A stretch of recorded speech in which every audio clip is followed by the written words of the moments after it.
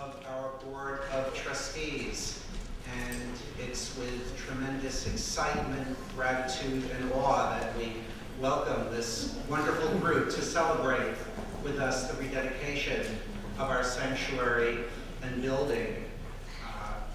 There are many, many thanks and acknowledgments to give today. Really, this afternoon is mostly about giving thanks.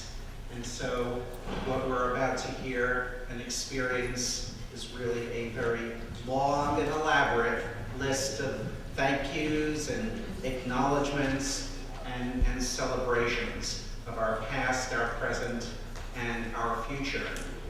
First, thank you, Diane Call and Debbie Rand, who co-chaired this event and organized it, along with Judy Bass, who organized the oral history portion of the event.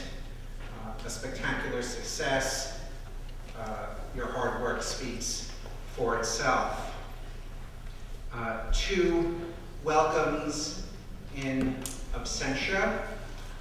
First, our city council person, Gail Brewer, was here with us this afternoon, celebrating at our reception, but had to leave for another event. But I did want the community to know that Gail Brewer was with us here today.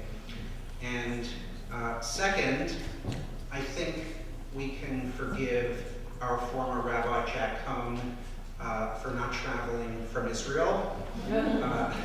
But Rabbi Cohn did send this letter that he asked to be read to the congregation.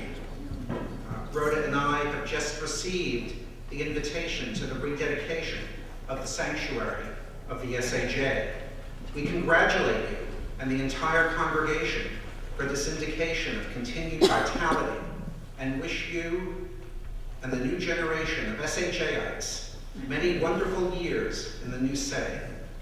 Naturally, an occasion like this arouses many memories of our own happy years at West 86th Street. We pray that the physical reconstruction will mark the beginning of a new creative era in the noble history of the synagogue. Please give our warmest, best wishes to the whole SAJ family. Cordially, Rhoda and Jack. I think if anyone visits Israel and sees Jack Cohn, you can assure him that the new creative era has already begun in full force, and we look forward to welcoming him back in person. We have many wonderful visitors with us today. A special welcome to Congressman Jerry Nadler.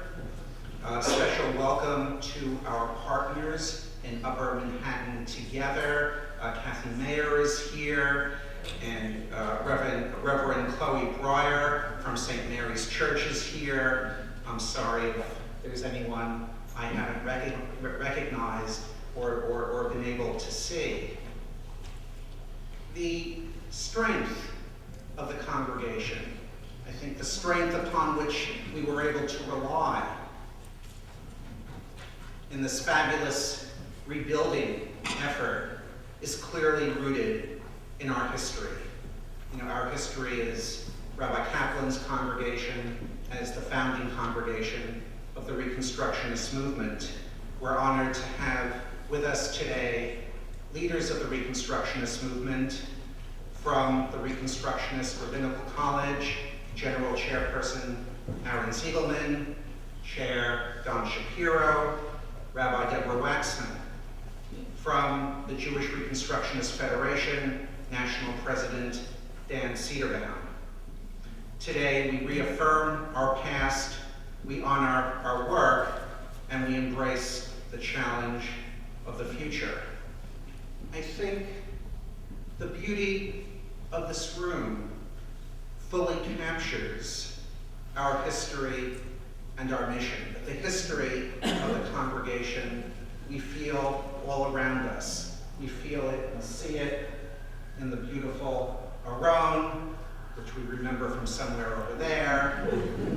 We see it in the windows.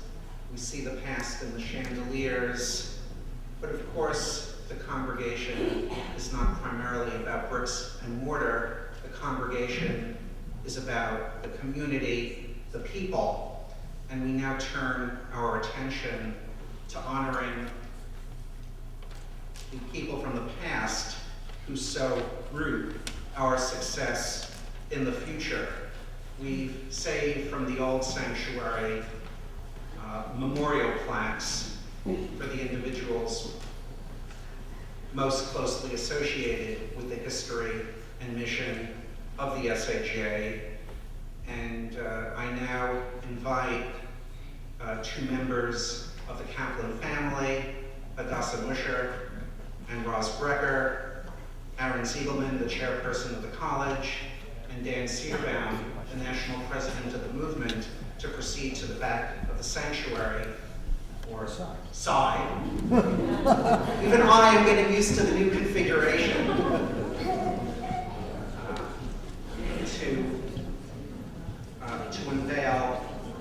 To unveil the plaques. I'll first ask Hadassah Musher to unveil the second plaque from the right, the memorial plaque for Rabbi Kaplan, her father.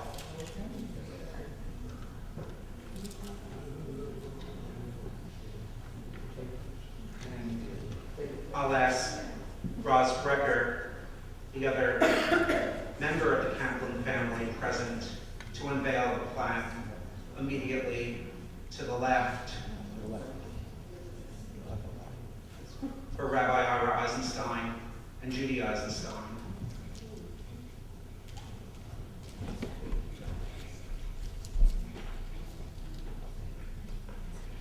I'll ask Aaron Siegelman to unveil the plaque furthest to the left in memory of Lena Kaplan.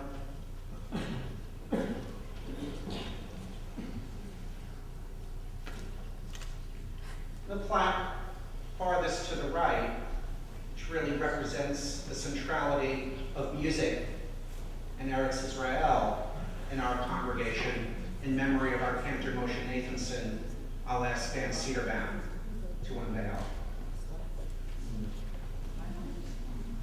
Thank you very much.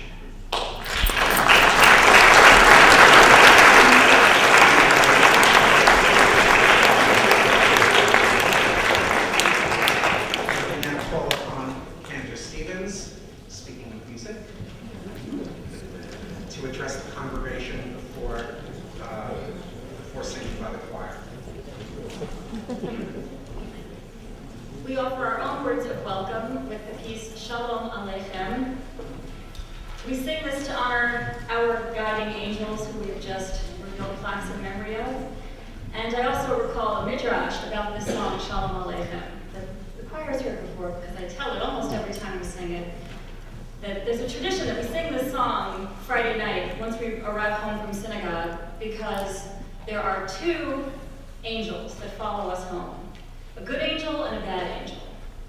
If, when you arrive home from shul, the table is set, the house is clean, the candles are lit, family's ready for a dinner together, the good angel says, so may it be next week, and the bad angel is forced to say, Amen. However, if the angels arrive home with the traditionally the father coming home from shul and sees the house is a wreck and there's no dinner on the table and the kids are fighting and chaos has erupted, then the bad angel says, so may it be next week, and the good angel is forced to respond, Amen. Luckily, I think we've had a third angel. Unfortunately, actually, I think the bad angel's been winning for several years in the congregation, actually, but we've had a third angel these past few months that said, may it be better next week. And the two angels have had to say, Amen. And so it has been. So to thank that third angel, we sing Shalom Aleichem.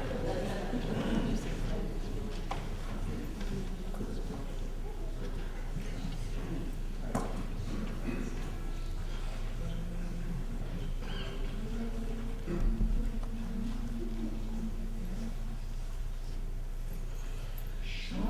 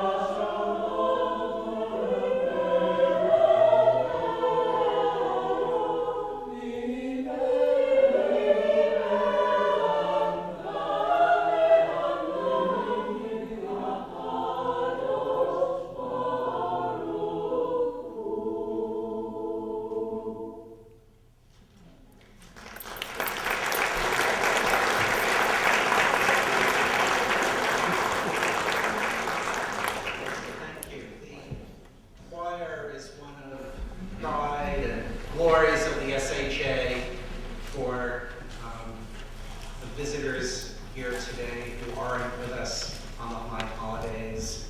Really one of the defining aspects of high holidays at the SAJ is the participation every year by our volunteer congregational choir. The choir is led by an astronomically paid choral director from the outside, but by our own member, Herb Kaplan.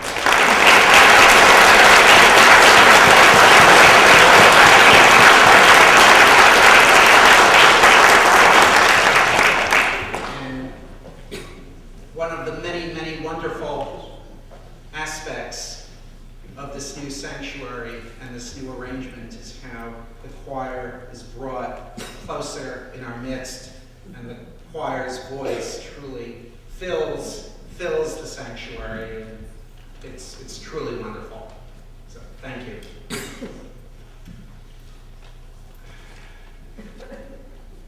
It's hard to know where to begin the thank yous for all the work that made this possible.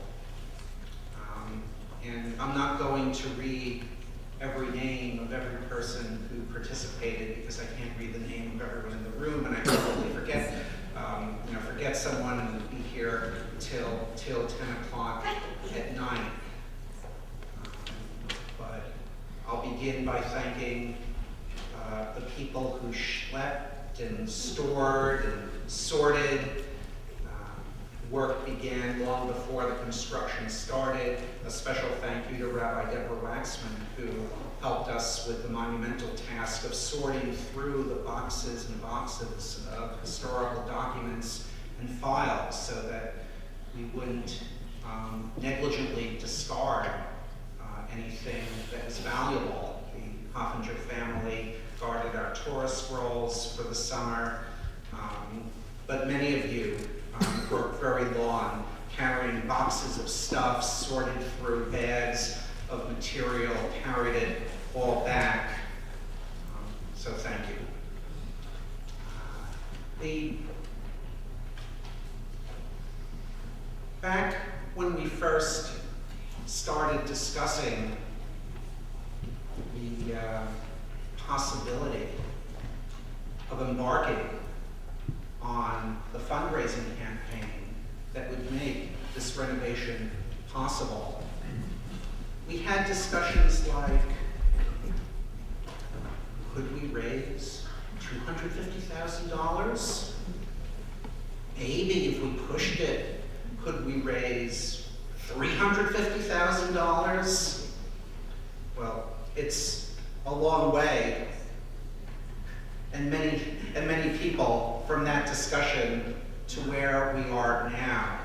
But absolutely crucial to that was the work of our fundraising consultant, Avram Lavin of EHL, who showed us that we did have the capacity to figure out what we needed, to make the commitment to get to where we needed, and we did have within ourselves the skills to raise that money. I don't think we could have done it without Avram's expert guidance and without his inspiration. The vision of the sanctuary is largely the vision of our architect, Henry Stoltzman. Henry, you're here somewhere.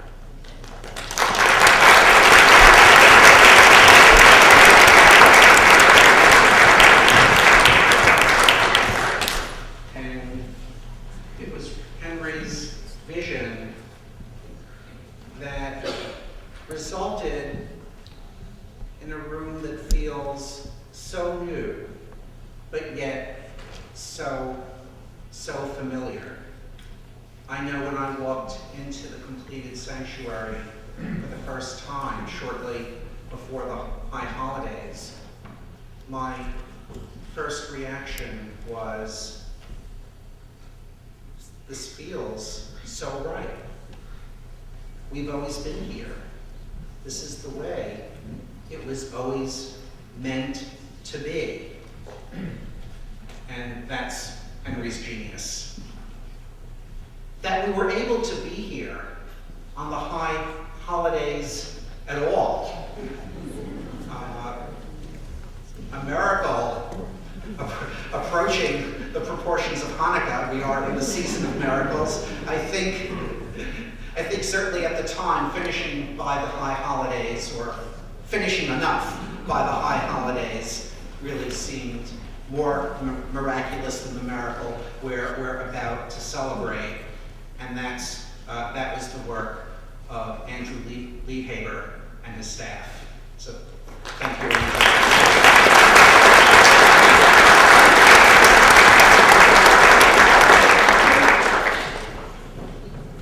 I don't even have the list with me of everyone who made solicitations for this campaign, because there were so many of you.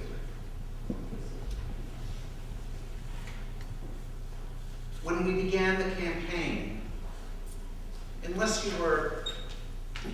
maybe you were Joel Shapiro, to whom this comes naturally, everyone's reaction was, me? Ask for money? I don't do that. I can't do that. Well, Avram showed us we could do that. And so many of you did.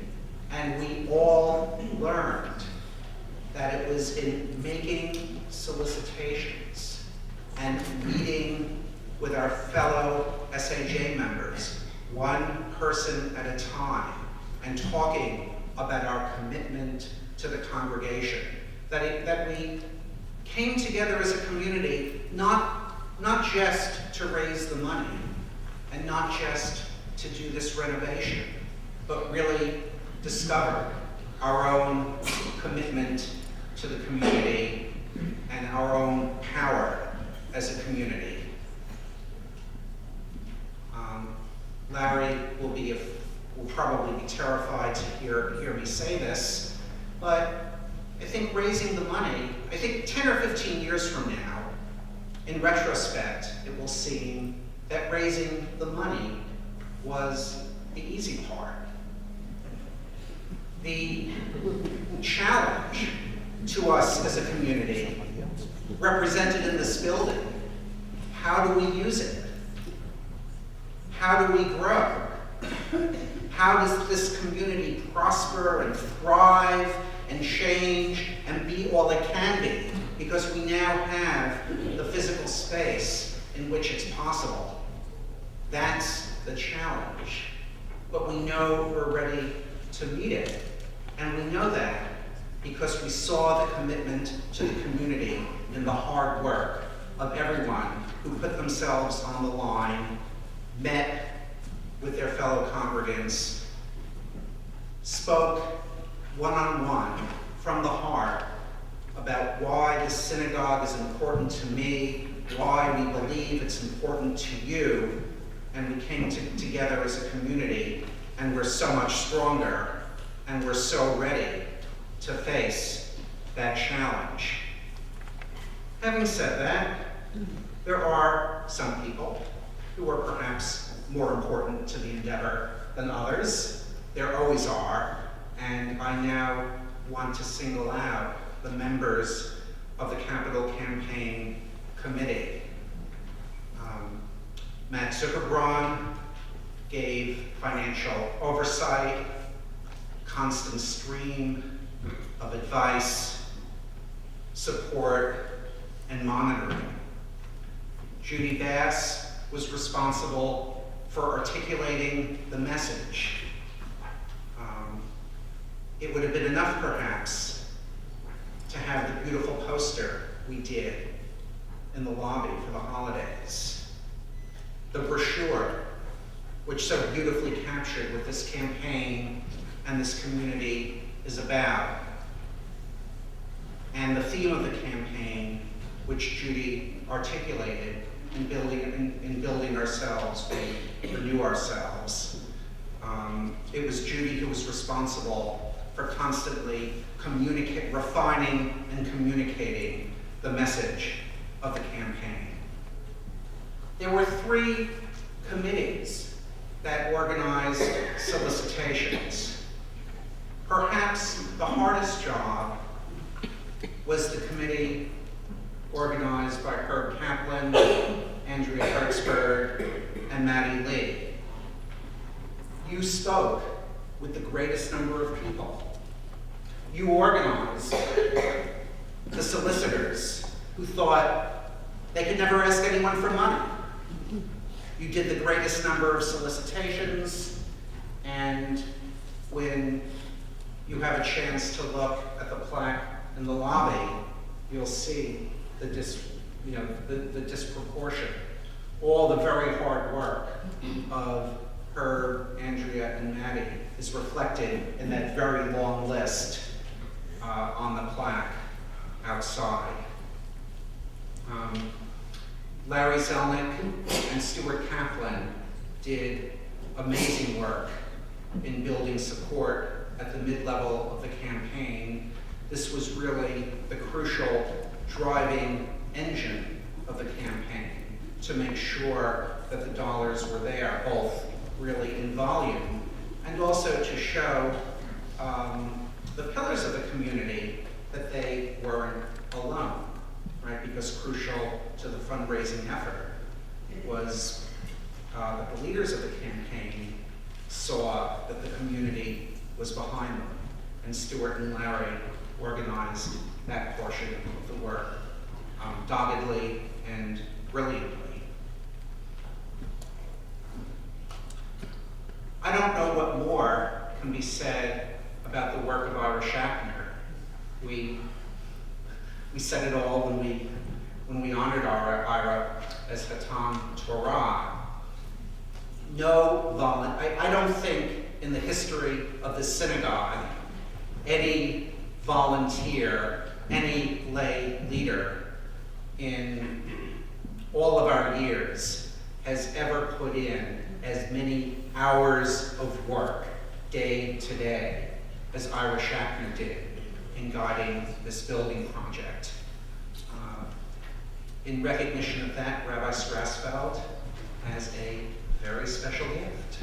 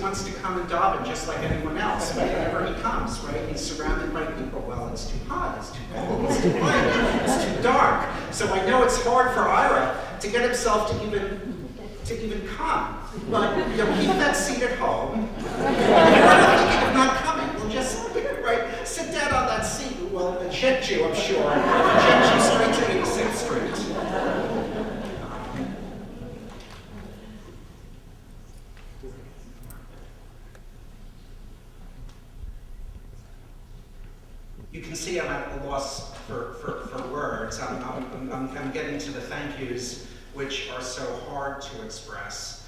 Joel Shapiro was the chair of our Major Gifts Committee. Joel participated, I believe, in every major solicitation for this campaign. Joel thought through the strategy for the major solicitations for the campaign. Joel planned and thought through the organizing events for the major solicitations of the campaign. All work all work is important, all work is necessary, all work is equal, but maybe some is more equal than others, and more of this equal stuff came as a result of Joel Shapiro's work. There's no other way to say it.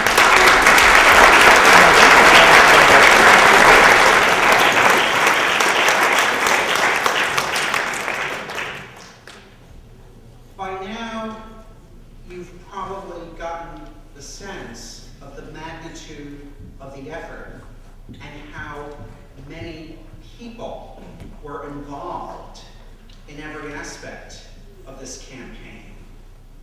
That doesn't just happen. It happens because there's someone who's planning every aspect of it. It happens because there's someone who knows whom to call to ask to do what, when to follow up with them, when not to follow up with them.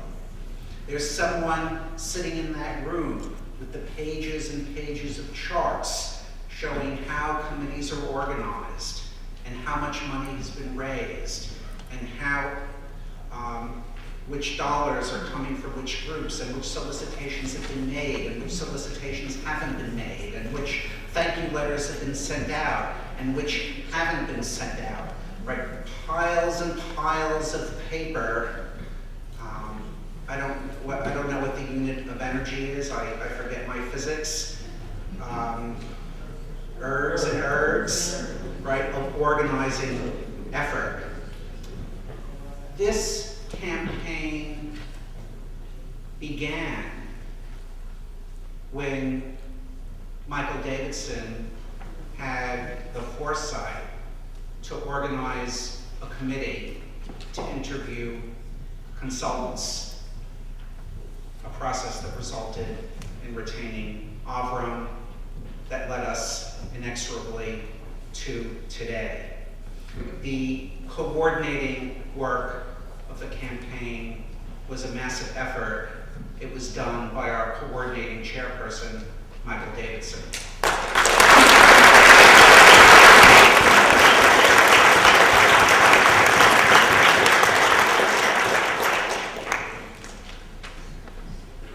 In some campaigns, there's an honorary title for someone at the top of the chart for reasons that are apparent in such organizations. There's a general chair of the campaign. It doesn't really mean that the person does anything. Not at the SAJ. If there is one person who embodies this campaign, it was our general chair, Larry Budish,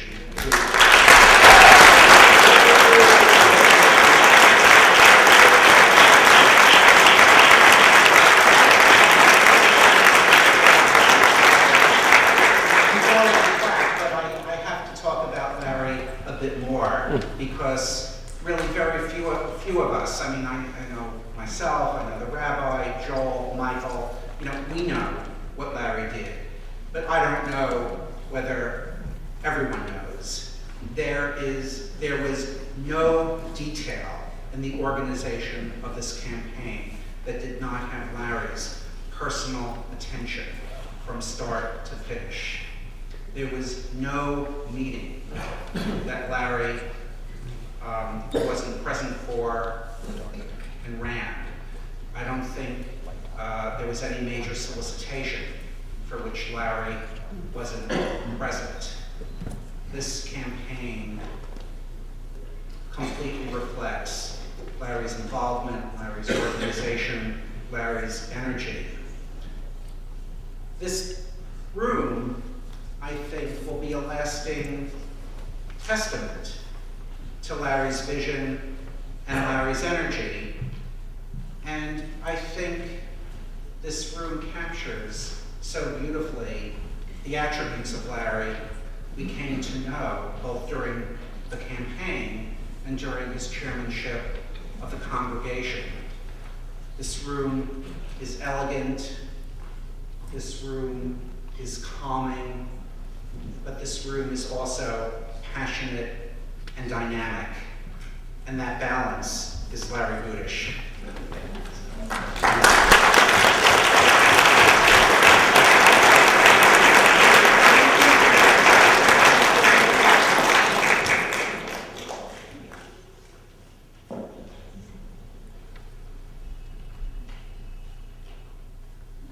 This campaign obviously would not have happened without any of the work I've just described.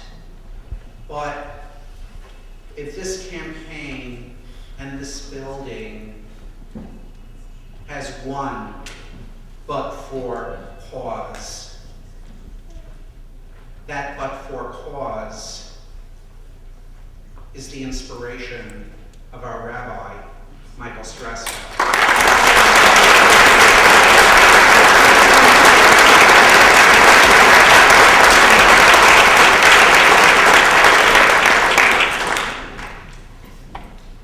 Bringing this congregation to the place where we were able to make the commitment to the future that's reflected in this kind of fundraising and this kind of building was unimaginable and unthinkable without the leadership of Rabbi Strassfeld.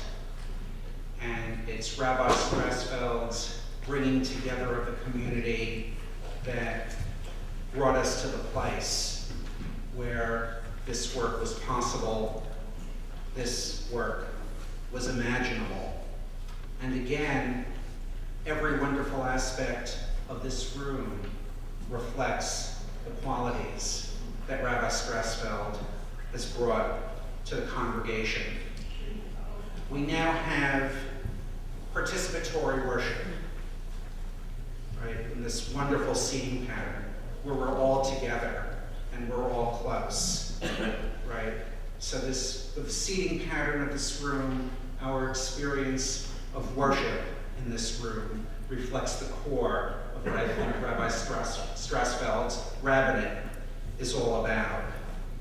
We have a new building because we have a new community. It's rooted in the old.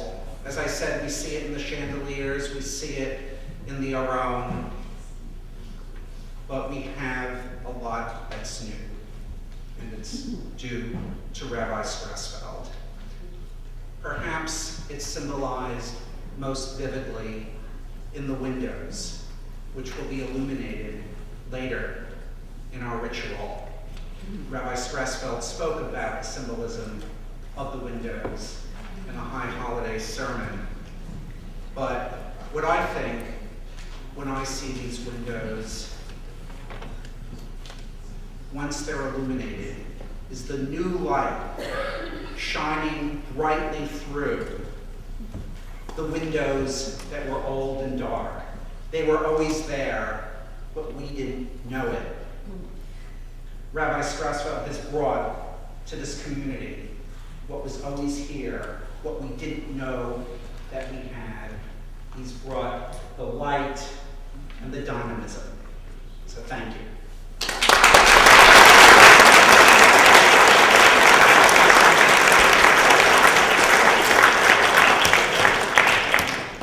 In celebration of coming to this threshold from old to new, from dark to light, I'd like the congregation to symbolically acknowledge the affixing of the mezuzah to the door of the sanctuary. Right? The mezuzah always emphasizes the threshold, outside to inside, in this case, from old to new. So if everyone will please rise and repeat with me the bracha for affixing the mezuzah, which is in your program. Baruch atah Adonai Eloheinu melech haolam asher kidshanu b'mitzvotav v'tzivanu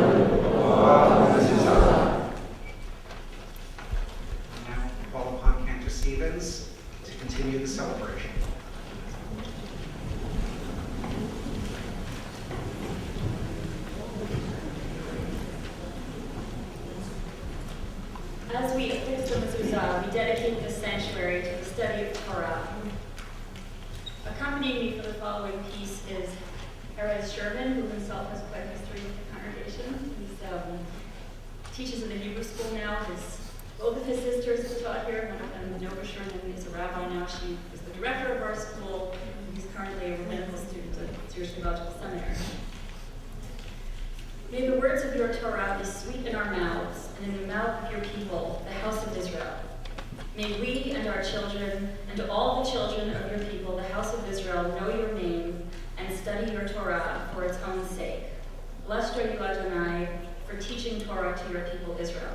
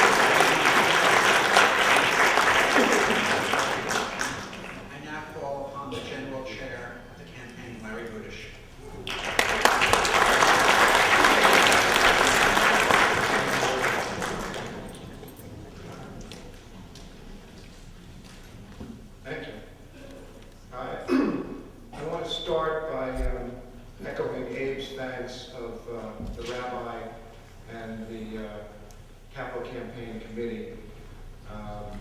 It was, as Abe said, it was the rabbi's leadership, and it was the hard work and dedication and commitment of the Capital Campaign Committee that really made this possible. We clapped for a lot of people, including me, and I thank you for that. We didn't clap for Avram Lakin because we didn't know when he was first that we were supposed to do that. And he was an incredibly important part of this. As Abe said, he proved to us that we could raise the money. So please.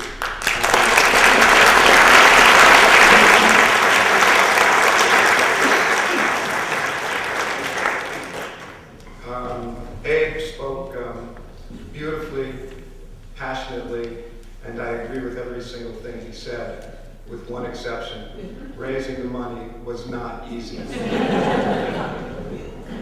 that was the miracle that paralleled or exceeded Hanukkah.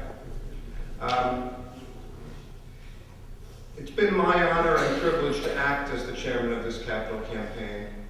As I look at this magnificent new sanctuary and at each of you, I take enormous pride in what we together have accomplished and my role in it. It has been among the most meaningful and rewarding things that I've done in my life, and I thank each of you for giving me the opportunity to do so.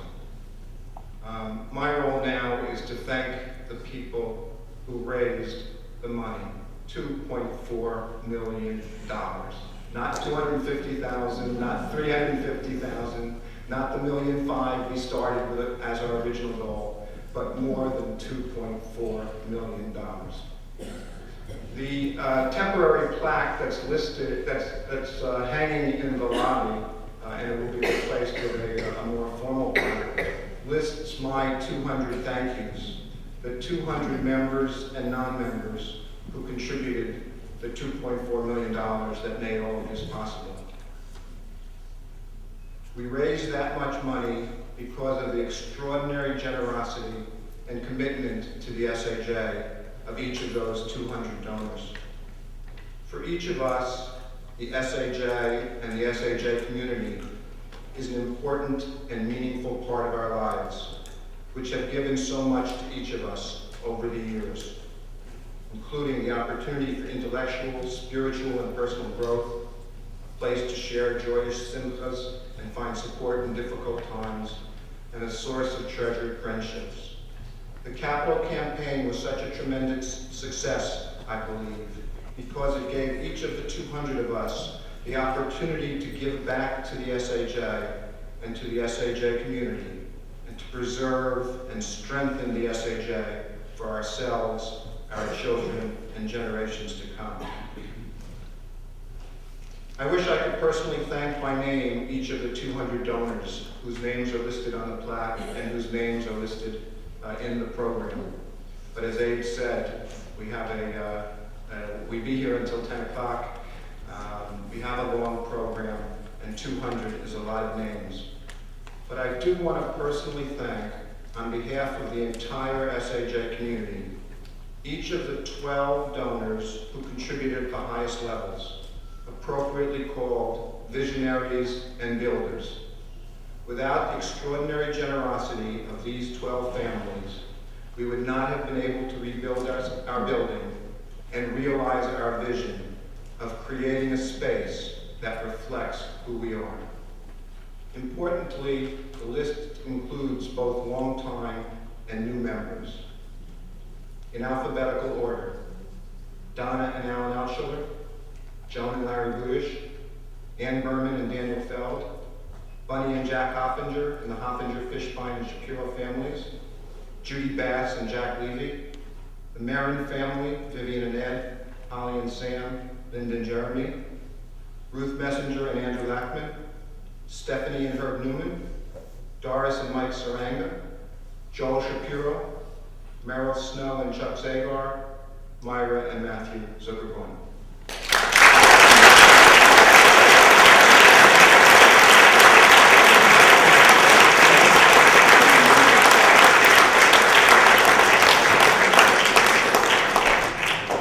Later in the program, we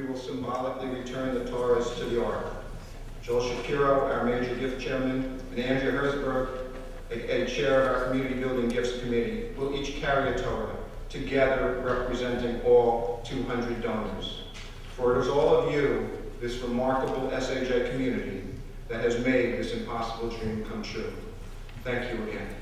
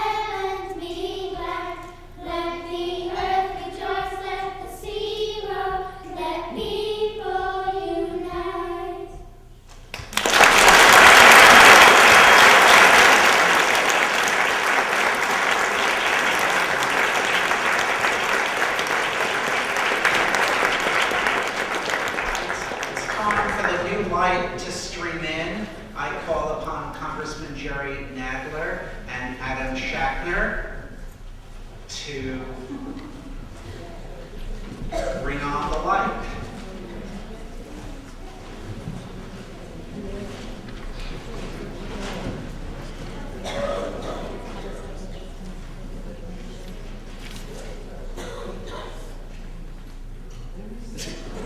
Or not this.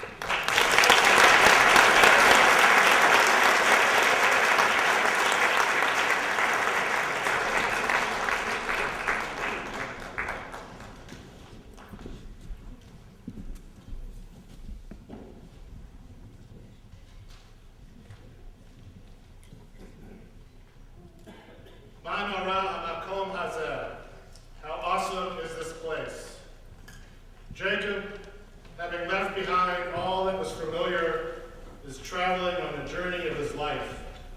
He stops for the night and dreams of a ladder that stands between heaven and earth, with angels going up and down. Awakening in the morning, he proclaims, "Ma nora hamakom hazeh." How awesome is this place? Ein zeh ki im beit Elohim. This is none other than the house of God. Zeh sha'ar shamayim, the gateway to heaven. What makes this spot where Jacob spent the night an awesome place? For some commentators, Jacob is sleeping on Mount Moriah, the site where Abraham bound his son Isaac. Others speculate that after arriving after dark, Jacob misses the big sign that says, "On this spot will be erected the temple in Jerusalem." Calls Solomon to explore naming opportunities. I would like to suggest that in fact, there is nothing special about this location. It is just a piece of the earth like every other patch on this planet. It is not the spot. It is the experience that transforms that place into a house of God. Jacob sees a vision for his life and a dream that reminds him in this moment of utter aloneness, having left everyone and everything he knows behind, that he is not alone. He is part of the ultimate oneness of the universe. Every place and every moment is a gateway to heaven that holds the potential to stretch our imagination and our hope as far as our hearts and minds can reach. Ma nora hamakom hazeh, how awesome is this place? Each of these words are significant. Ma, we begin with a question. It is our essential task as human beings. It is the prime directive for Jews to question, to ask why not, to wonder, to reflect, to engage in the ongoing mitzvah commandment of reconstruction, to take what is old and make it new, to take what is new and make it holy, to quote Rav Kook. How? Ma nora, nora, how awesome. To see the awesomeness of the world is to recognize that each of us is part of something larger, part of the human community, both past, present, and future, part of the Holy One that becomes the expression for all that impels us to move beyond the boundary of our individual selves, to be caring and compassionate toward others. Ma nora hamakom, how awesome is this makom place? For the rabbis of the Talmud, the word makom became one of the names of God. God is referred to not just as Adonai or Elohim, but as hamakom, the place. They further say God is the makom, the place of the world, but the world is not God's place. Meaning the world is not God's place because God is infinitely larger than the world. But what does it mean that God is the makom of the world? It means that we encounter the divine in this place, in this earthly universe. It is here we find God. It is here where we strive to live lives of holiness and meaning. God does not want to be imagined. God is not to be depicted. Not even, we must emphasize these days, does God want to be championed. God is to be enacted by our deeds, by the way we journey across the landscape of our stories. Our good deeds is God's makom. But if every place is a shar shamayim, a gateway to heaven, if every place is a beit Elohim, the house, the abode of God, then why do we need this place, this synagogue, or any synagogue?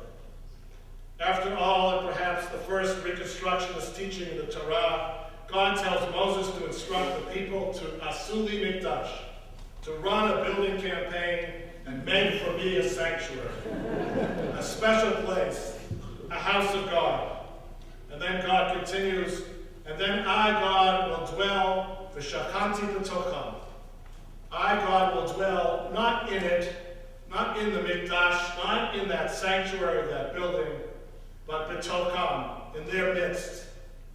Build me a sanctuary, and in the process of that building, I, God, will come to dwell in your midst. For God doesn't dwell in places or spaces. The world is not God's makom. God only dwells amidst the people, only where people strive to make the holy manifest. This place is a container of our past, a holder of the precious memories of those who were its original builders and all who came after. In this awesome place, we share moments of great celebration and of great sadness, moments of laughter and of learning. Here, the teachings of Mordechai Kaplan were expounded. Here, Reconstructionism was founded. Here, Judith Kaplan became the first bat mitzvah. It was here that Moshe Nathanson composed and sang, where Ira Eisenstein, Jack Cohen, Alan Miller, Eddie Feld, Julie Schoenfeld taught. Here, where Judith Kaplan Eisenstein wrote cantatas. This place is filled with the stories of our past, not just of our leaders and teachers, but all who, like in that first building campaign, Kol Asher Yidvenu Libo, but all who gave of their hearts to create and maintain the society for the advancement of Judaism. Ma nora makom hazeh, how awesome the space created by their efforts and blessed by their memories. Jack Snyder, Julia Sachs, Melvin Gluck, and so many more that many of you at this very moment can envision in your mind's eye. Ma nora hamakom hazeh, how awesome is this very moment when we stand at the crossroads between the past and the future still waiting to unfold. At this moment, we celebrate our efforts to ensure that that past will live on into the future because of the generosity and the effort of the people in this room who call Asher Yidvenu Libo, who gave of the generosity of their hearts beyond the measure of anyone's expectation to build a solid foundation for the future. What then of our future? It is said that the windows of the temple in Jerusalem were of unusual construction. If you think of medieval castles, windows have wide openings on the outside and narrow openings in their interior, so that they're able to capture the maximum amount of the outside light and funnel into the dark insides of the castle. The temple's windows, according to tradition, were the opposite. They were wide on the inside and narrow on the outside, because the spiritual light from the temple was meant to shine out into the world, to bring light and enlightenment out into the larger world. We have reconstructed this makom, this space, to serve as the site of the ongoing reconstruction of our Jewish lives.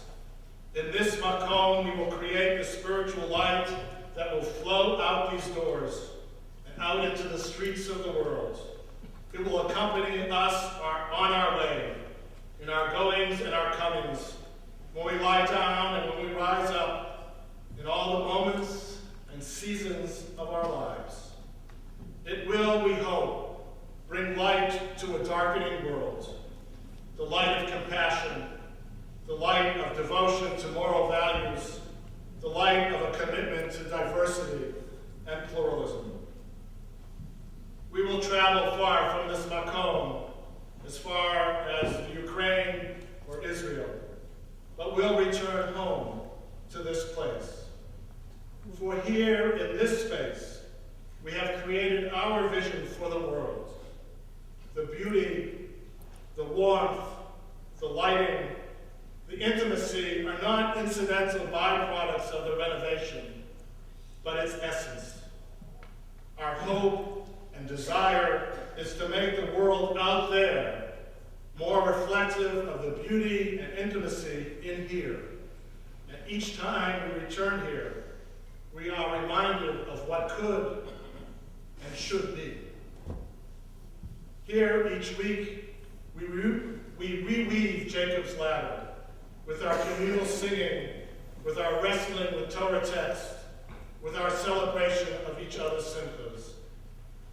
We create that which rests here on earth, but has its head in the heavens. And the angels of our past and future continue to ascend and descend that ladder. Most of all, here we ask the critical question of Mordecai Kaplan: what needs to be reconstructed in Judaism to respond to the contemporary moment? We are, after all, the Society for the Advancement of Judaism. It is our challenge, our obligation, to advance Judaism into the 21st century. Ma nora hamakom hazeh, how awesome is that responsibility? Those of us gathered here today, and those yet to come, will carry the Torah that we are writing every week into the years ahead. In these short years that I have been privileged to be your rabbi, we have accomplished much together. Yet I believe the best is yet to come. Once again, the words of Rav Kook, Hayashan Yitkadesh, V'Hachadash Yitkadesh. Take the old and make it new. That we have already accomplished in this renovation. But take the new and make it holy. That is our challenge and our opportunity in the years ahead. Ma nora hamakom hazeh, how awesome is this moment? How awesome is this space? Ein zeh ki im beit Elohim. For this, all of you, are no less than a house of God. And v'zeh sha'ar hashamayim. And this is a gateway to the heavens and beyond. Join with me in singing the words, Ma nora hamakom hazeh.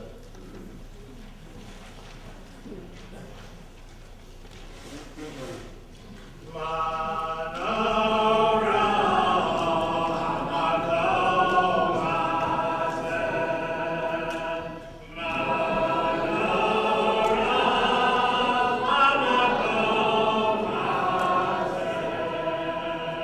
Ma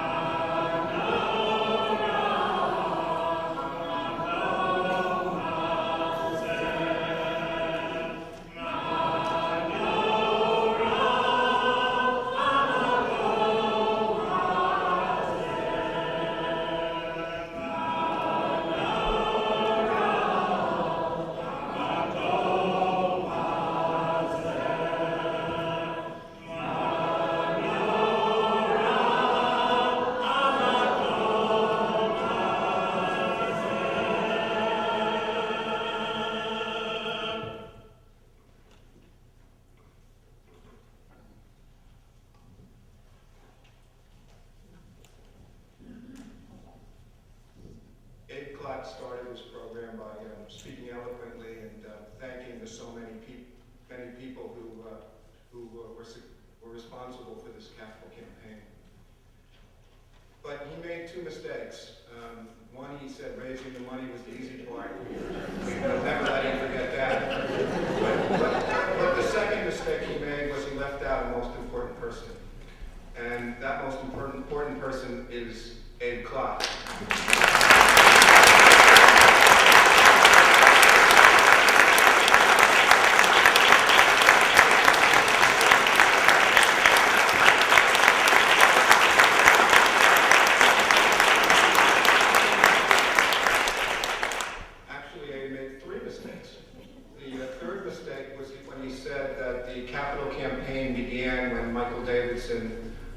Had us interview campaign consultants. The capital campaign really began when Abe Klott became chair, because he became chair with a commitment to get this capital campaign done. And he brought that commitment and that energy and that hard work and everything else that Abe brings to everything that he does.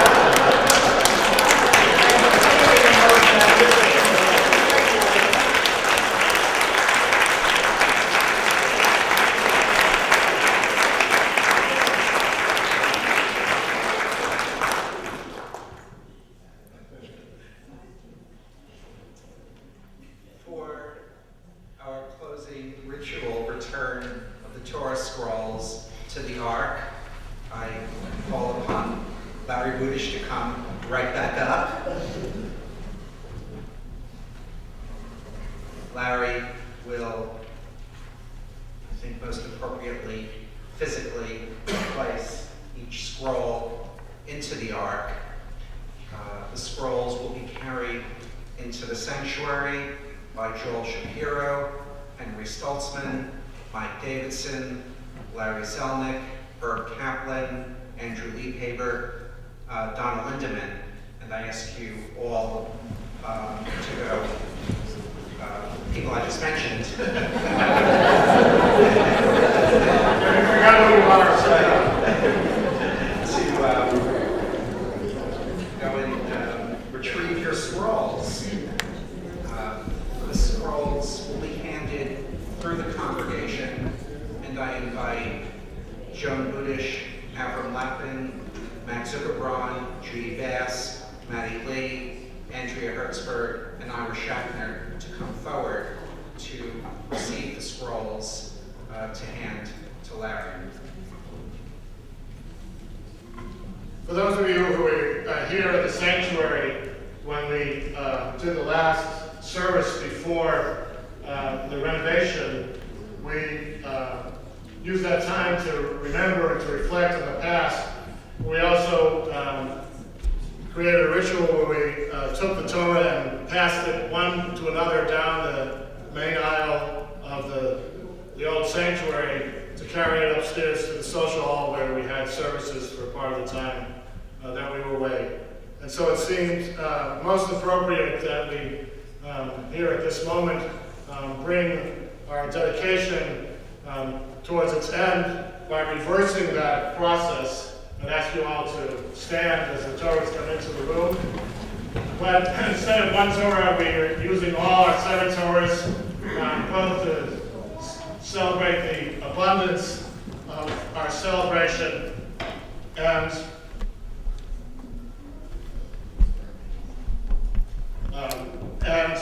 again, also to the notion of the ritual is, as it was when we left, was as a way of acknowledging the fact that this whole community joined together, as well as others, to make this happen, that the Torahs will be passed down the aisles, and anyone who would like to have the Torah, take the Torah and pass it on to the person next to them should congregate toward the aisles. We won't all be able to do that, but as many people as possible, as a way of saying that we all together made this possible. This is a very complicated ritual, I think. Yeah, wait. That's all in this corner. So those who would like to take a Torah should move towards an aisle.